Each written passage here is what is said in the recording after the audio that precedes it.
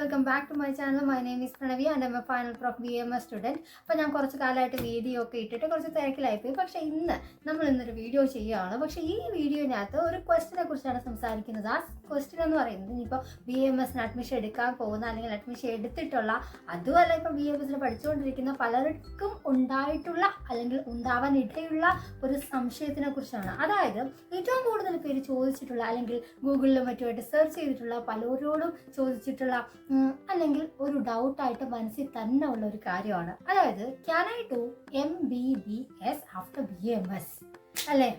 നിങ്ങൾക്കും തോന്നിയിട്ടില്ല അങ്ങനൊരു ഡൗട്ട്? ചെയ്യാൻ പറ്റുമോ, BMS കഴിഞ്ഞിട്ട് MBBS ചെയ്യാൻ പറ്റുമോ ഇല്ലേന്നൊക്കെ?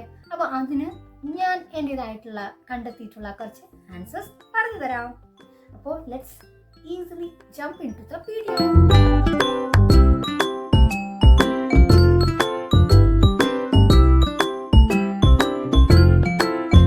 ചെയ്യാൻ പറ്റുമോ എന്നുള്ളൊരു ക്വസ്റ്റ്യനുള്ള ആൻസർ എന്ന് പറയുന്നത് യെസ്, ഇറ്റ് ഈസ് പോസിബിൾ.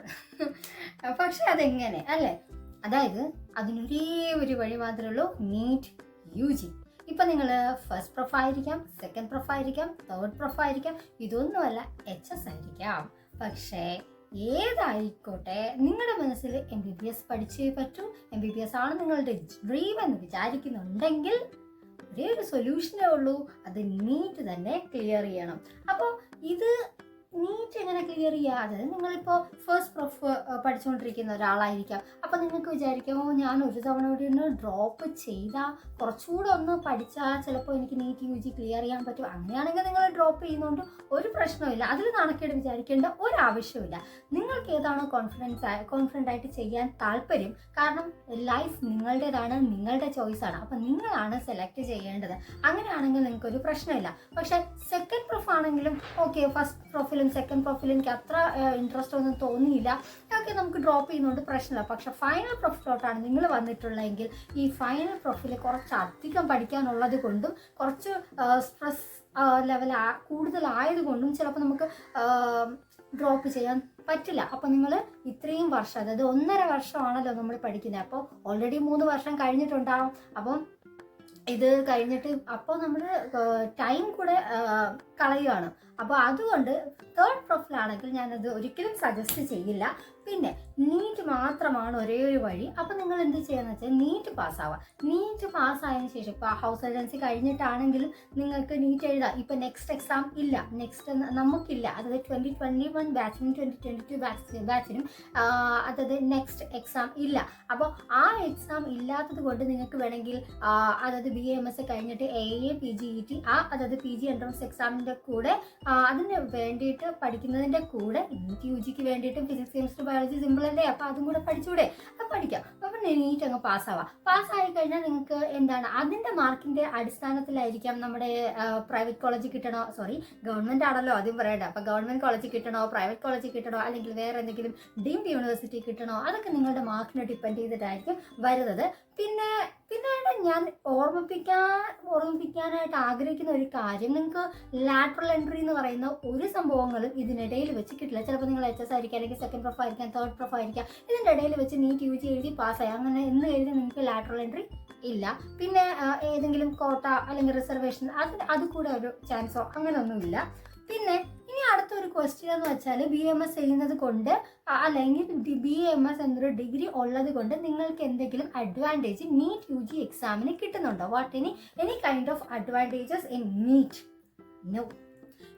അതായത് ഇറ്റ്സ് എ നോ തന്നെയാണ്. കാരണം എന്ന് വെച്ചാൽ ഒരു ഫ്രഷർ എങ്ങനെയാണോ നീറ്റ് എക്സാമിനെ അപ്രോച്ച് ചെയ്യാൻ പോകുന്നത്, അതായത് 2026 എക്സാം അപ്രോച്ച് ചെയ്യാൻ പോകുന്നത്, അതുപോലെ തന്നെ ആയിരിക്കും നിങ്ങൾ അപ്രോച്ച് ചെയ്യേണ്ടത്. അതായത് നിങ്ങളൊരു ഡിഗ്രി കയ്യിലുള്ള ഒരാളാണെന്നോ അല്ലെങ്കിൽ ഇപ്പുറത്ത് നിൽക്കുന്നത് ഒരു ഫ്രഷറാണെന്നോ അങ്ങനെയൊന്നും NTA നാഷണൽ ടെസ്റ്റിംഗ് ഏജൻസി നോക്കില്ല. നീറ്റ് എക്സാം എല്ലാവർക്കും ഒരുപോലെ തന്നെയാണ്. നിങ്ങൾക്ക് ഒരു പ്രയോറിറ്റി കിട്ടത്തില്ല, ഒരു ഫേവറിസം കിട്ടില്ല, എക്സ്ട്രാ മാർക്ക് കിട്ടില്ല. മാർക്സ് മാത്രമല്ല, നിങ്ങൾക്ക് ഏജിൻ്റെയോ അല്ലെങ്കിൽ നമ്പർ ഓഫ് അറ്റംപ്റ്റിൻ്റെയോ അതൊക്കെ നോക്കി അങ്ങനെ ഒന്നുമില്ല. ഫ്രഷറിന് എന്താണോ കിട്ടുന്നത് അതുപോലെ തന്നെ ആയിരിക്കും നിങ്ങൾ. പെർഫോമൻസിന് അനുസരിച്ചിട്ടായിരിക്കും ബാക്കിയുള്ള കാര്യങ്ങൾ തീരുമാനിക്കുന്നത്. പിന്നെ ഉള്ളതെന്ന് വെച്ചാൽ നമ്മൾ ഫിസിക്സ് കെമിസ്ട്രി ബയോളജി പഠിക്കുന്നുണ്ടല്ലോ, അതുപോലെ തന്നെ നമ്മൾ ഇവിടെ BMS നമ്മൾ അനാട്ടമി ഫിസിയോളജി ബയോകെമിസ്ട്രി ഇതൊക്കെ പഠിക്കുന്നത് കൊണ്ട് നീറ്റിൻ്റെ സിലബസ് വൺസ് അഗെയിൻ നിങ്ങൾ റിപ്പീറ്റ് ചെയ്യുമ്പോൾ കുറച്ചുകൂടെ എളുപ്പമായിരിക്കും. പക്ഷേ നീറ്റിൻ്റെ സിലബസ് വളരെ ഡിഫറെൻ്റ് ആണ്. എന്നിരുന്നാൽ കൂടിയും ചില കാര്യങ്ങളൊക്കെ നമുക്ക് കണക്ട് ചെയ്യാൻ പറ്റും, ഈസി ആയിട്ട് മനസ്സിലാക്കാൻ പറ്റും.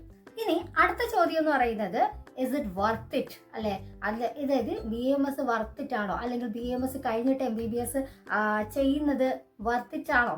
അങ്ങനെയൊക്കെ ചോദിച്ചാൽ സാധാരണ കുട്ടികൾ എൻ്റെ അടുത്ത് ചോദിക്കാറുള്ളതെന്ന് വെച്ചാൽ ഒരു തവണ കൂടി ഡ്രോപ്പ് എടുക്കുന്നതുകൊണ്ട് എന്തെങ്കിലും പ്രശ്നമുണ്ടോ? നിങ്ങൾ കോൺഫിഡൻ്റ് ആണെങ്കിൽ ഒരു പ്രശ്നവുമില്ല. അതായത് നമുക്ക് ഏതാണോ പൊട്ടൻഷ്യൽ കൂടുതലുള്ളത്, നമുക്ക് ഏതാണോ ഡ്രീം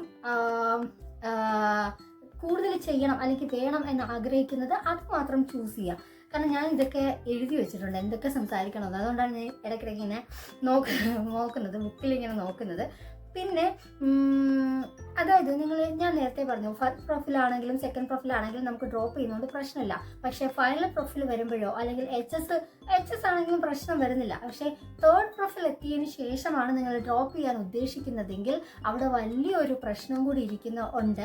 കാരണം വെച്ചാൽ ഇപ്പോഴത്തെ 2025 എക്സാം തന്നെ ഭയങ്കര ടഫായിരുന്നു. അപ്പോൾ നെക്സ്റ്റ് ഇയർ ടഫ് ആയിരിക്കുമോ സിമ്പിൾ ആയിരിക്കുമോ എന്നൊന്നും നമുക്ക് പറയാൻ പറ്റത്തില്ല. അപ്പോൾ അങ്ങനെ ഒരു തേർഡ് പ്രൊഫൈൽ വയ്ക്കുന്ന ഒരാൾ നമ്മൾ ഡ്രോപ്പ് ചെയ്യുമ്പോഴത്തേക്കും നമുക്കറിയില്ല, ചിലപ്പോൾ എക്സാം ഒരു ഗ്യാരണ്ടി കാണില്ല, നീറ്റ് എക്സാം ഗ്യാരണ്ടി കാണില്ല, അത് പാസ് ആവുമെന്നുള്ള ഒരു ഗ്യാരണ്ടി കാണില്ല.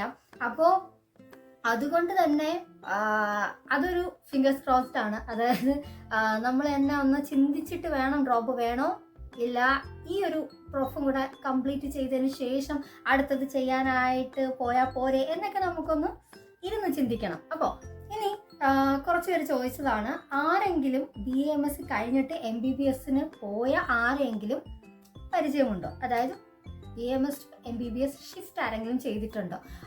ഉണ്ട്.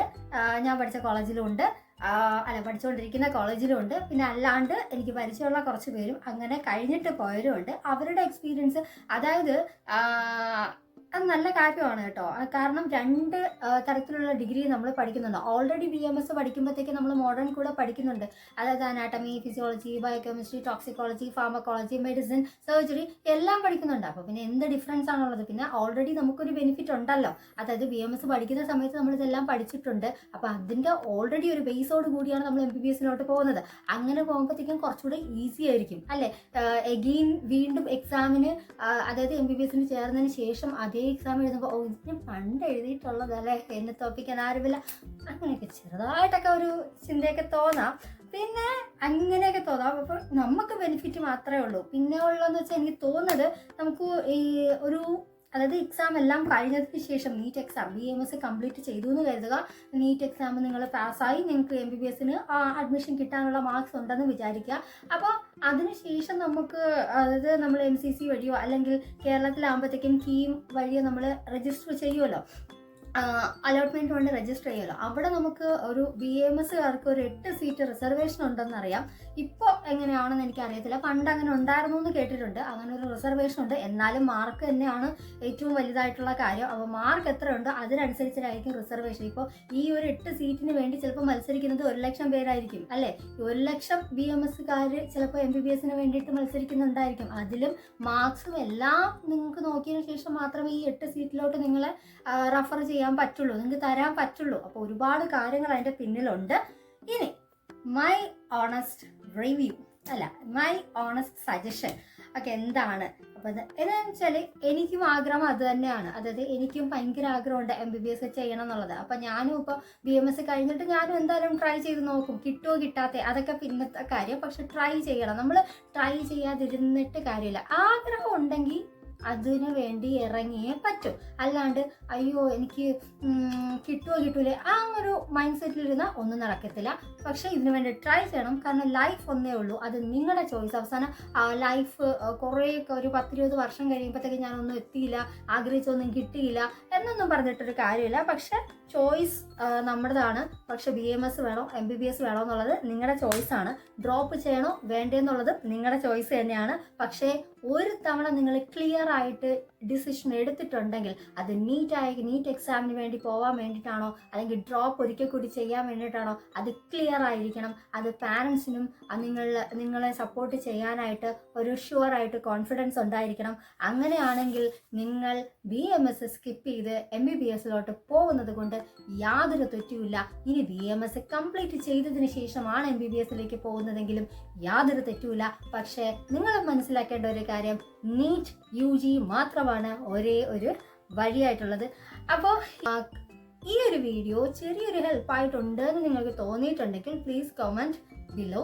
ആൻഡ് ഇനി എന്തെങ്കിലും തരത്തിലുള്ള സ്പെഷ്യൽ വീഡിയോസ് വേണമെങ്കിലും അത് നിങ്ങൾക്ക് സജസ്റ്റ് ചെയ്യാവുന്നതാണ്. എല്ലാം കേട്ട് എന്നെക്കൊണ്ട് പറ്റുന്നതാണെങ്കിൽ ഞാൻ അതുപോലെ ചെയ്യാൻ ശ്രമിക്കാം.